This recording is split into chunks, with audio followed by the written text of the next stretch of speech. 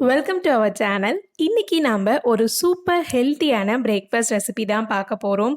பொதுவா இந்த குழந்தைங்களை கீரை சாப்பிட வைக்கிறதே எல்லா அம்மாக்களுக்கும் ஒரு பெரிய டாஸ்கா இருக்கும்.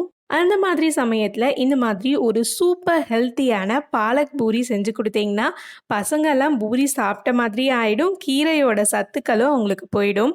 இந்த பாலக்கீரையில பார்த்தீங்கன்னா iron content and fibre content ரொம்ப அதிகம். ஸோ கண்டிப்பாக உங்களோட டயட்டில் அட்லீஸ்ட் வாரத்துக்கு ஒரு முறையாவது இந்த கீரைங்களை சேர்த்துக்கோங்க. ஃபஸ்ட்டு நம்ம கீரையை கழுவி எடுத்துடலாம். ஒரு பேனில் 2 கப் தண்ணி கொஞ்சமாக உப்பு சேர்த்து நல்லா கொதிக்க வச்சுருங்க. அடுத்து தண்ணி ஆஃப் பண்ணிவிட்டு நம்ம கீரையெல்லாம் அலசி வச்சுருக்கோம்ல, அதை இந்த தண்ணியில் சேர்த்துடலாம். இது கூடவே நான் 2 பச்சை மிளகாவும் சேர்த்துக்கிறேன். இந்த ப்ராசஸ்க்கு பேர் பிளான்ச்சிங்னு சொல்லுவாங்க. நீங்கள் தண்ணி நல்லா கொதிக்க வச்சுட்டு இந்த கீரையை இதில் ஒரு 2 நிமிஷம் போட்டு எடுத்தாலே போதும். இப்போ இந்த சுடு தண்ணியில் இருக்க கீரை எல்லாத்தையும் எடுத்துட்டு தனியாக ஒரு பாத்திரத்தில் நல்லா ஆறுன தண்ணி வச்சுருக்கேன், அதில் சேர்த்துக்கிறேன். இப்போ அந்த கோல்ட் வாட்டரில் போட்டு வச்சுருந்தால அதில் இருக்க தண்ணியெல்லாம் வடிச்சிட்டு நான் ஒரு ஜாரில் சேர்த்துக்கிறேன். கூடவே ஒரு துண்டு இஞ்சி சேர்த்துக்கிறேன். ஒரு அரை டேபிள் ஸ்பூன் அளவுக்கு சர்க்கரை சேர்த்துக்கோங்க. இந்த சர்க்கரை தான் நம்மளோட கீரையை அப்படியே அந்த பச்சை கலர்லேயே மெயின்டைன் பண்ணும். ஸோ கண்டிப்பாக கொஞ்சமாக சர்க்கரை சேர்த்துட்டு இதை தண்ணி எதுவுமே சேர்க்காம நான் இந்த மாதிரி நல்லா திக்காக அரைச்சி எடுத்திருக்கேன். அடுத்து நாம் பூரிக்கு மாவு ரெடி பண்ணிடலாம்.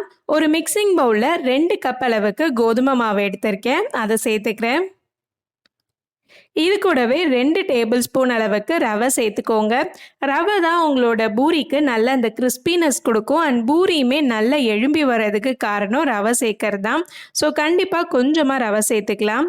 இப்போ இதில் தேவையான அளவுக்கு உப்பு சேர்த்துடலாம். அண்ட் நம்ம அரைச்சி வச்சுருக்க அந்த பாலக்கீரையும் இதில் சேர்த்துட்டு கொஞ்சமாக தண்ணி விட்டு நல்லா பிசைஞ்சுக்கோங்க. பூரியோட மாவு நல்லா டைட்டாக இருக்கணும். நம்ம சப்பாத்தி மாவுலாம் பிசையும் போது ரொம்ப சாஃப்டாக பிசையணும். பட் பூரிக்கு ரொம்ப சாஃப்டாக இல்லாமல் கொஞ்சம் ஹார்டாக இருக்க மாதிரி பார்த்துக்கோங்க. இப்போ நம்மளோட மாவெல்லாம் ரெடி ஆகிடுச்சு. இப்போ நம்மளோட மாவுலேருந்து இந்த மாதிரி கொஞ்சமாக எடுத்து கையில் உருட்டி பார்த்தீங்கன்னா கிராக்லாம் எதுவும் இல்லாமல் வந்துச்சுன்னா நம்மளோட பூரி மாவு பர்ஃபெக்டாக ரெடி ஆகிடுச்சுன்னு அர்த்தம். பாருங்கள், நம்மளோட மாவெல்லாம் பர்ஃபெக்டாக இருக்குது. இப்போ நம்ம தேய்ச்சி பூரி போட்டுடலாம். இந்த மாதிரி ஒரு மேட் எடுத்திருக்கேன். இதில் கொஞ்சமாக எண்ணெய் அப்ளை பண்ணிக்கிறேன். உங்களுக்கு எண்ணெய் வேண்டான்னு நினச்சிங்கன்னா நீங்கள் கோதுமை மாவு கூட ஸ்ப்ரெட் பண்ணிவிட்டு அதில் தேய்ச்சிக்கலாம். இப்போ கொஞ்சமாக எடுத்துகிட்டு இதை தேய்க்க ஆரம்பிக்கிறேன். நீங்கள் சப்பாத்திக்கெலாம் நல்லா மெலிசாக தேய்ப்பீங்க, பட் பூரிக்கு ரொம்ப மெலிசாக தேய்ச்சிட்டிங்கன்னா நம்ம எண்ணெயில் போட்டு எடுக்கும்போது பூரி எழும்பி வராது. ஸோ கொஞ்சம் மீடியம் சைஸில் மட்டும் தேய்ச்சிக்கோங்க. ரொம்ப திக்காகவும் வேணாம், ரொம்ப தின்னாகவும் வேண்டாம். இப்போ நம்மளோட எண்ணெய் நல்லா சூடானதுக்கப்புறம் நம்ம தேய்ச்சி வச்சுருக்கிறத இதில் போட்டுட்டு லைட்டாக இந்த கரண்டி வச்சு ஒரு ப்ரெஸ் பண்ணிக்கோங்க. அப்போ தான் உங்கள் பூரி நல்லா எழும்பி வரும்.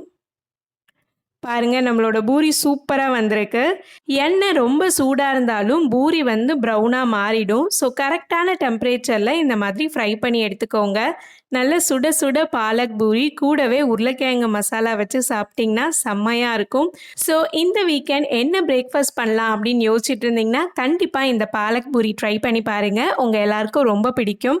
இதே மாதிரி குக் வித் கோமாளியில் இருக்க ரெசிபீஸ்லாம் கண்டினியூஸாக பார்க்கணுன்னா மறக்காமல் சேனலுக்கு சப்ஸ்கிரைப் பண்ணிக்கோங்க. பாய் பாய்.